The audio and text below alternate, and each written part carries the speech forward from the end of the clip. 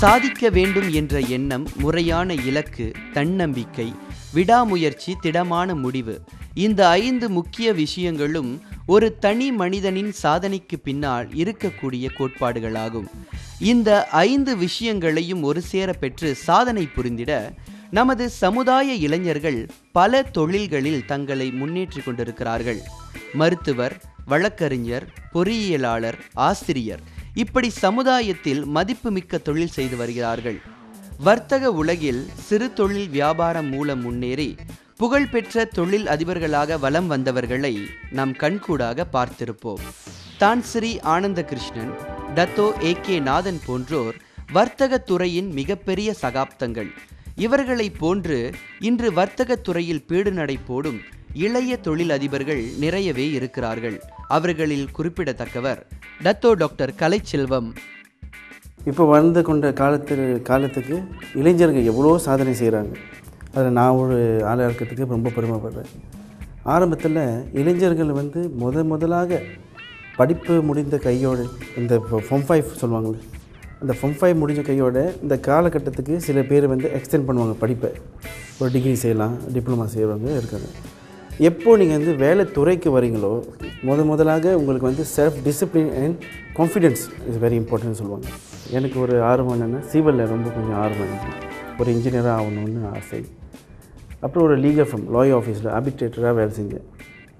அங்கே வந்து பல திறமைகள் கற்றுக்கொண்டேன்.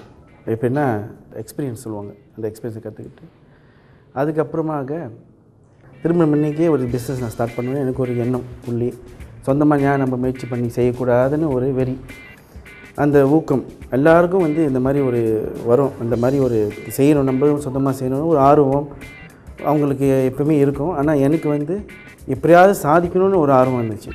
நமக்கு ஒரு செல்ஃப் டிசிப்ளின் அண்ட் கான்ஷியஸ் சொல்லுவாங்க, கான்ஃபிடென்ஸ். இந்த கான்ஃபிடென்ஸ் என்றைக்குமே நம்ம இருக்கணும். நம்மளால் முடியும்னு பாசிட்டிவாக திங்க் பண்ணணும். டைம் வேஸ்ட் பண்ணக்கூடாது. அந்த பொறுப்பு வரணும் அவங்களுக்கு. ஸோ அதே போல் எனக்கு வந்து சொந்தமாக ஆரம்பிக்கணும், இந்த மாதிரி ஒரு கொலெக்ஷன், ஒரு பேங்க் கன்சல்டனாக இருக்கணும்னு எனக்கு ரொம்ப ஆர்வம். கஸ்டமர் ஓரியன்ட், கஸ்டமர் கூட இருக்கணும், பேசுறது, கஸ்டமர் கூட கன்சல்ட் பண்ணுறது, இதெல்லாம் ரொம்ப எனக்கு ஆணைத்தனமான ஆர்வம். தலைநகரை சொந்த ஊராக கொண்ட டத்தோ டாக்டர் கலைச்செல்வம் தன்னம்பிக்கையும் விடாமுயற்சியையும் தாரக மந்திரமாக கொண்டு செயல்பட்டு வெற்றி கொண்டவர். தமது பொறியியலாளர் உயர்கல்வியை முடித்து கொண்ட அவர் சொந்தமாக சட்ட நிறுவனத்தை தொடங்க அதற்கான வேலைகளில் ஈடுபட்டார். பின்னர் படிப்படியாக முன்னேறி இன்று இளம் வயதில் டத்தோ பட்டம் பெற்ற தொழிலதிபராக வலம் வருகின்றார். வர்த்தக உலகில் முறையான ஆலோசனைகளும் வழிகாட்டலும் இல்லாமல் பணத்தை போட்டு சரிந்தவர்களுக்கு மத்தியில் புதிய விஷயங்களை கற்றுக்கொண்டு வங்கி ஆலோசகராக இருக்கும் டத்தோ டாக்டர் கலைச்செல்வத்தின் வழி தனி வழிதான். பல பிரச்சனைகள் என்னென்னா, பணம் பிரச்சனை. ரெண்டாவது வந்து நம்மளுக்கு வந்து எக்ஸ்பீரியன்ஸ் எக்ஸ்பெக்ட் பண்ணுவாங்க. நல்ல உங்களுக்கு எக்ஸ்பீரியன்ஸ் இருந்தால் தான் இந்த பிஸ்னஸ் கொடுப்போம், இந்த கான்ட்ராக்ட் கொடுப்போம்னு சொல்லுவாங்க. பின் தண்ணி போகக்கூடாது. நீங்கள் வந்து உங்கள் வேலை செஞ்ச எக்ஸ்பீரியன்ஸை வச்சு நீங்கள் அவங்ககிட்ட நல்லபடியாக பேசினா, ஒரு ஆஃபர் லெட்டர் கொடுத்தீங்கன்னா, ஒரு ப்ரொப்போசல் பண்ணிங்கன்னா கண்டிப்பாக நம்ம வங்கியில் நம்ம இருக்கோம். ஸோ அவங்களுக்கு வந்து உங்களுக்கு கான்ஃபிடென்ஸ் வேணும். அவங்களுக்கு கண்டிப்பாக முதலாக போனால் யாருமே பிஸ்னஸ் கொடுக்க மாட்டாங்க. நம்மளோட கான்ஃபிடென்ஸ் அவங்கள்ட்ட கொடுக்கணும். அவங்களுக்கு வந்து ஒரு ஆள் நம்ம எடுக்கணும்னா அவங்க மெயின்லி இவங்களால் செய்ய முடியுமா முடியாதான்னு தான் நினைப்பாங்க. பிஸ்னஸில் வந்து ஜெனுவினாக இருக்கிறதுக்கு நான் ரொம்ப ப்ராக்டிஸ் பண்ணேன். ஒரு பிஸ்னஸ், நம்ம எந்த பிஸ்னஸ் இருந்தாலும் சரி, ஒரு நீங்கள் ஜெனுவினாக நேர்மையாக அந்த பிஸ்னஸ் கொண்டு போனாக்க உங்களுக்கு என்றைக்குமே வெற்றி காத்து கொண்டு இருக்குது. நம்ம கூட இருக்கிறவங்க வந்து பாசிட்டிவ் திங்கிங்காக இருந்தாங்கன்னா ஒன்றும் நல்லா மேல் வரலாம். நான் ஒன்றும் நம்ம இளைஞர்களால் சாதிக்க முடியாது எதுவுமே இல்லை. நம்ம பிரதமர் சொன்ன மாதிரி அவர் ஒண்டி ஒன் மலேசியான்னு சொல்லி கஷ்டப்படுறதோட எல்லா இளைஞரும் அவருக்கு கை கொடுத்து அவர் கீழே அவரோட அந்த மோரல் சப்போர்ட் அவரை நம்ம கொடுத்தோம்னா இந்த நாடு நல்ல வளம் பெறும். நம்ம இளைஞர்கள், குறிப்பாக இந்திய இளைஞர்கள், அவங்களும் ஒரு நிலையில் வர பிரகாசமான வாய்ப்பு இருக்குது. இன்ப துன்பத்தில் சரிபாதி பங்கு கொண்டு இல்லத்தை ஆளும் இல்லத்தரசிகள் இன்று கணவனுக்கு துணையாக வர்த்தக துறையிலும் தங்களின் பங்களிப்பை வழங்க முன்வந்துள்ளது பெருமைக்குரிய விஷயமே. அவங்க வந்து முடிவு எடுக்கிறதுக்கு வந்து நம்ம கண்டிப்பாக சப்போர்ட் பண்ணணும். எதுவும் டிஸ்கரேஜ் பண்ணுற மாரி பேசக்கூடாது. ஸோ இது முடியாது, அவங்களால அது முடியாது சொல்லவே கூடாது. ஸோ அவர் வந்து என்ன சொல்கிறாரோ அதுக்கு தகுந்த மாதிரி நம்ம அவங்களுக்கு உற்சாகம் கொடுக்கணும். இன்கேஸ் ஏதாவது ஒரு மிஸ்டேக் எனிதிங் வந்தால் நம்ம கொஞ்சம் கரெக்ட் பண்ணலாம். அந்த மாதிரி தான் இருக்கணும். ஸோ அவருடைய முன்னேற்றத்தில் நான் பார்க்கும்போது நல்ல வளர்ச்சி அடைஞ்சு கூட வரக்கூடிய வாய்ப்பு நிறைய இருக்குது என்று நான் தெரிஞ்சுக்கிட்டேன்.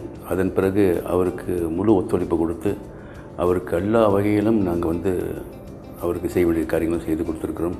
அதன் வழியாக அவர் இன்றைக்கு ஒரு தொழில் அதிபராக இருக்கிறார். வெளியே போயிட்டு நம்ம பிஸ்னஸ் செய்கிறோம், அது வேறு. ஆனால் குடும்பத்தில் 100% கோஆப்ரேஷன் சொல்லுவாங்க, ஆதரவு.